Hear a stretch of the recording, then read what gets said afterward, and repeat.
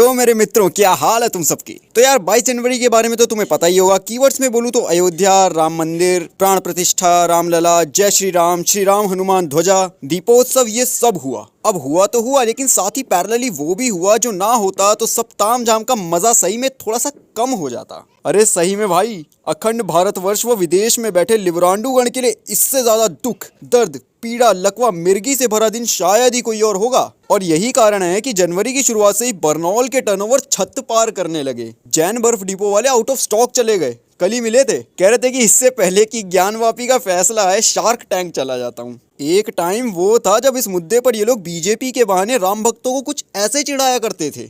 वहीं बनाएंगे, मंदिर वहीं बनाएंगे। हम कहते जी कब बनाओगे, कहते डेट नहीं बताएंगे। मंदिर वहीं बनाएंगे, सोच के बोलिएगा। देखिए मंदिर का सवाल है, डेट नहीं बताएंगे। मंदिर यहीं बनेगा। मंदिर वही बनाएंगे लेकिन तारीख नहीं बताएंगे। मंदिर वही बनाएंगे लेकिन तारीख नहीं बताएंगे। मंदिर वही बनाएंगे लेकिन तारीख नहीं बताएंगे। मंदिर वही बनाएंगे लेकिन तारीख नहीं बताएंगे। मंदिर वही बनाएंगे लेकिन तारीख नहीं बताएंगे। मंदिर वही बनाएंगे लेकिन तारीख नहीं बताएंगे। यूजुअल जुमले हैं दोस्तों, जो ये हर 5 साल बाद फेंकते हैं। जैसे कि आर्टिकल 370 हटा देंगे, यूनिफॉर्म सिविल कोड ले आएंगे, राम मंदिर बनवा देंगे। मंदिर वहीं बनाने का क्या मतलब बना? आवाज दूर दूर तक जाने। आज ये लोग और वो जिनको खुश करने के लिए ये सब बोला जाता था, दोनों सदमे में हैं। कुछ लोग तो गालियां भी बक रहे थे। और इन जल कुकड़ों को अगर साइड में रखे तो ये भी देखा गया है कि कई अनएक्सपेक्टेड लोगों का राम भक्त बाहर आने लगा था। और एक राज की बात बताऊं, खुश तो ये लोग भी हैं, बस बेचारे उस तरीके से दिखा नहीं पा रहे थे। जैसे कि अखिलेश जी खुश तो बहुत हैं, पर इनका वोट बैंक और कार्यकर्ता कुछ ऐसे हैं कि ये खुशी दिखा नहीं सकते। और पार्टी में ऐसे कार्यकर्ता होते हुए भी डिम्पल यादव जी का कह देना कि हमें बिना बुलावे के भी जाना चाहिए। 22 जनवरी को आप जाएंगे अयोध्या? अगर निमंत्रण आएगा तो जाएंगे। निमंत्रण रामलला ट्रस्ट की तरफ से, और अगर नहीं आएगा तो भी जाएंगे, बाद में जाएंगे। और इसी बात पर अखिलेश जी ने देखा कि बात बिगड़ सकती है तो चौड़ चौड़ में निमंत्रण ठुकरा दिया। लेकिन बाद में जय श्री राम।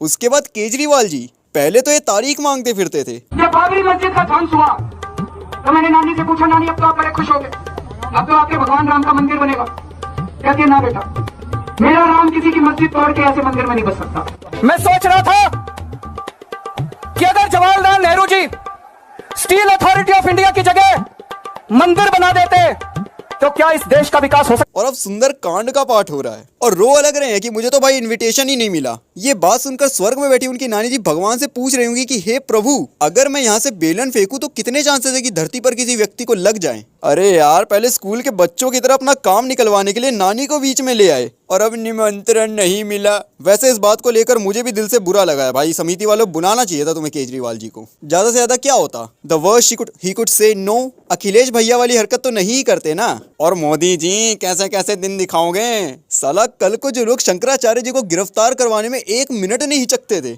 आज वही लोग कह रहे थे कि शंकराचार्य जी नहीं जा रहे हैं, उनका कहना मंदिर अधूरा है तो हम भी नहीं जाएंगे। वो बात अलग है कि सिर्फ 2 को प्रॉब्लम थी और उनमें से एक तो बाद में सच बात यह है कि नरेंद्र मोदी के आने से, उनके प्रधानमंत्री बनने से हिंदुओं का स्वाभिमान जागा है। और हिंदुओं का जो स्वाभिमान जागा है ये कोई छोटी बात नहीं है। हम तो सच बात यह है, हमने सार्वजनिक रूप से कई बार ये बात कही है कि हम एंटी मोदी नहीं है, बल्कि मोदी के प्रशंसक हैं। और इसलिए प्रशंसक हैं क्योंकि इतना हिम्मती और हिंदुओं के पक्ष में दृढ़ता के साथ खड़ा रहने वाला कौन सा दूसरा प्रधानमंत्री अभी तक आजाद भारत में हुआ है, बताओ ना। अच्छे प्रधानमंत्री हो गए, हम किसी की आलोचना नहीं कर रहे हैं, उन सबकी अपनी अपनी विशेषता। सच बात यह है कि नरेंद्र मोदी। अरे आरफा तक के पेट में दर्द हो गया। इसमें आप ये देखिए कि शंकराचार्य यहाँ पर ये कह रहे हैं कि उन ज्योतिषी को वो जानते हैं जिन्होंने ये, जिनसे ये मुहूर्त निकलवाने के लिए कहा गया। अब आप ये सोचिए कि मुहूर्त निकालने के लिए इन ज्योतिषी को कहा गया और यहाँ समझाया जा रहा है कि सबसे शुभ मुहूर्त था, इसलिए ऐसा किया गया। यहाँ पर सीधे तौर पर कह रहे हैं शंकराचार्य के ज्योतिषी ने उनसे कहा था कि जनवरी का मुहूर्त निकालो, उनसे कहा गया, उन्हें आदेश दिया गया और तो उन्होंने निकाल दिया। यानी सीधे तौर पर आप ये देखिए ज्योतिषी को बोला जा रहा है कि मुझे अपनी मर्जी का मुहूर्त चाहिए। ऐसा नहीं है कि कोई शास्त्रों के हिसाब से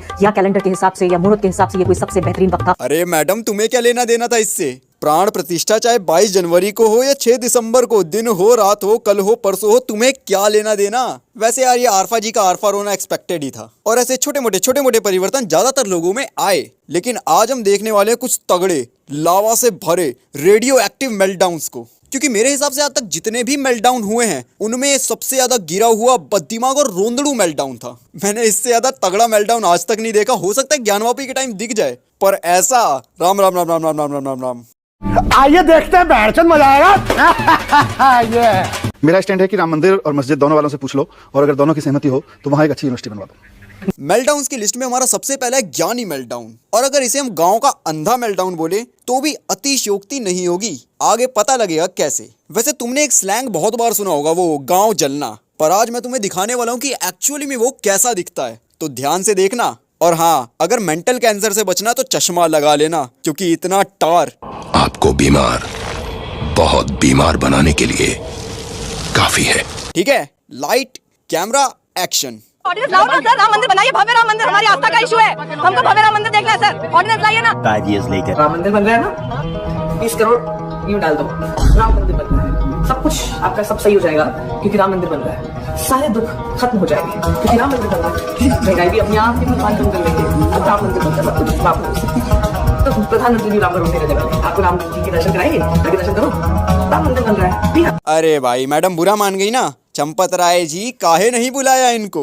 माना ये वहाँ बैठने लायक नहीं थी, पर बुला लेते यार, पार्किंग में बैठकर देख लेती। क्या मतलब, वहाँ होती तो कुछ और ही होता। साले तीतर भर दूंगा तेरे। वैसे सेम एनर्जी वाली एक और वीडियो है, लेकिन उसको मैंने अलग कैटेगरी में डाल रखा है। Okay. उसके बाद जब मैं ट्विटर चला रहा था तो मुझे ये दिखा। Oh my God, super exciting news. The Hindus won. Lord Ram's Mandir has been built. He's back in Ayodhya. And now, when a pandemic hits again, because it will, and it'll be more dangerous than the last one, because it will, he will protect us all. He will give us oxygen and medicine and education to combat. Right? अरे भाई, एक और बार। Right? अरे क्या right बोला है यार।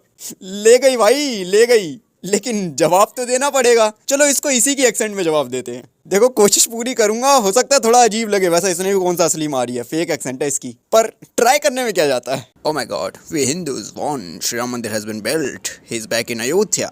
And now, when a pandemic hits again, because it will be more dangerous than the last one, because it will, he'll protect us all, just like Tirupati Trust, Rani Sati Mandir, Swami Narayan Temple, Shri Sai Baba Sansthan Trust, Mata Vaishno Devi Mandir, Mahamaya Mandir, and he will also give education to combat. Right?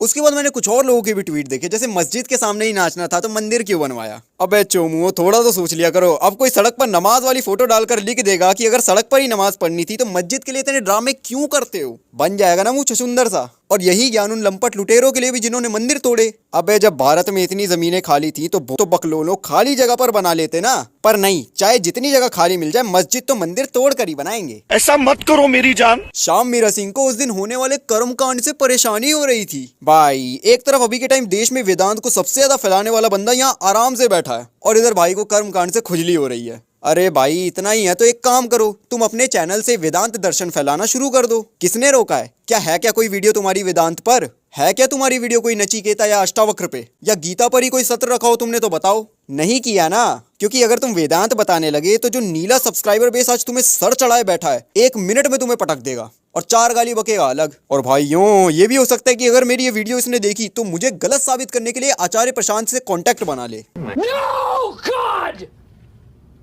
No, God, please, no! अब आते हैं mentally disabled मेल्टडाउन्स पर। इनमें आते हैं वो लोग जिनका मानसिक संतुलन बिगड़ा नहीं, खत्म हो चुका है। ये लोग बड़ा बौखला गए हैं, इनके अंदर की चिरपिरी खत्म होने का नाम नहीं ले रही है। और ऐसे लोगों में मैंने सबसे पहले रखा है इसको। रखो, गरीबों के आंसुओं से जलते दीपक तुझे मुबारक हो। उन दीपकों की चमकान के सामने फीकी पड़ी।